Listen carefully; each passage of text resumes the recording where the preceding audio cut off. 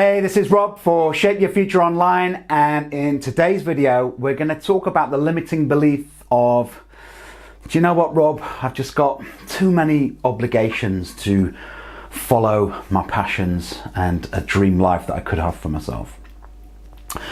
Okay, so this will kind of play around like this in your head. It'll be, well, you know, Rob, there's all of these people living these passion-filled lifestyles, doing the things that they really want to do, but I've got all these obligations. I've got work obligations, I have my family, I have a partner, I have children that I've got to support, I have other commitments going on in my life. This dream kind of lifestyle that you're talking about by building, let's say, an online business, a passion-based lifestyle, this life of fulfillment, that you talk about, that's just a luxury. What I've got to do is I've got to provide for my family. I've got to put food on the table.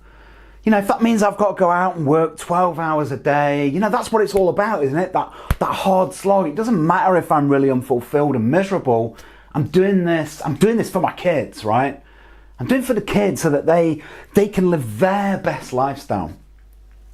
It doesn't matter if I'm, pretty miserable. I can get by. I can watch TV on my time off, drink too much wine, whatever it is for you. But here's the thing, isn't that what your parents wanted for you as well?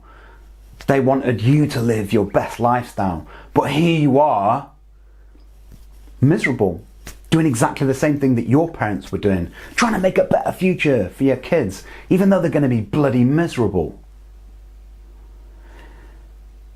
Isn't our obligation actually to break that chain, particularly for the younger generation, or influencing people who are, adults as well, so they can break the chain for their children, in helping them to understand that you can go out there and live a life based on what you truly want and what your true purpose in life is.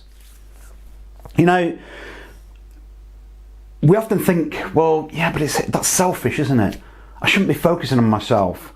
I've got myself into all of these work commitments, the family commitments. That's what I've got to do. I've got to be committed to that. I'm not saying don't be committed to your family. Absolutely not.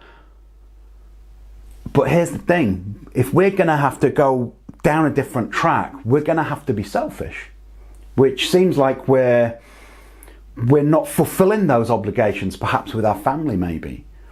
Having to spend the time and the effort working on yourself, to develop yourself, to do something new could be very time consuming, for instance. Look at me in my recovery from addiction. Addiction is very much about isolation, withdrawing yourself from people, especially the ones closest to you, and being extremely selfish. But then what I learned when I went into recovery from addiction is that initially I had to be extremely selfish, especially with my time, having to go to meetings, work on myself, service to other people, all this sort of stuff to get well. But after putting in all of that time and effort and learning, I'm now able to spend, give so much more service to people who are in addiction, but also spend so much more time and give so much more service to my family through that process. It's a little bit like where, on the aeroplane where they say, if the oxygen masks come down, put on yours first before you put on one next to you, like your child or your partner or whoever it is sat next to you. And it's all about, if you can't look after yourself and develop yourself, then how are you really going to pass on the best to someone else? If we are that people pleaser and we're trying to, make everything all right for everyone, especially within our family, just make sure everyone's okay, putting everyone before me, but then ending up being really unfulfilled and really miserable and perhaps even resentful as you get older in your life.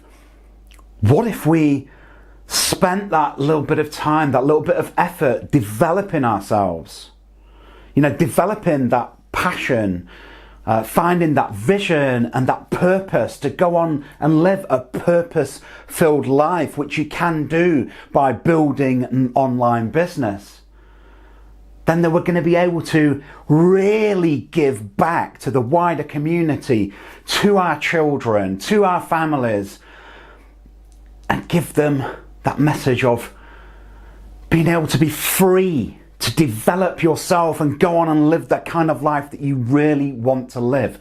Isn't that our real obligation? So I will leave you with that. If you're watching on Facebook, click the like button for me. Tell me if I'm wrong. Give us a comment underneath. I'd love to speak with you further. If you're watching on YouTube, click on that like button for me. If you want to see more comment, I always say that. Any more content like this, then click on the subscribe button, and I'll speak to you in the next video. Bye now, guys.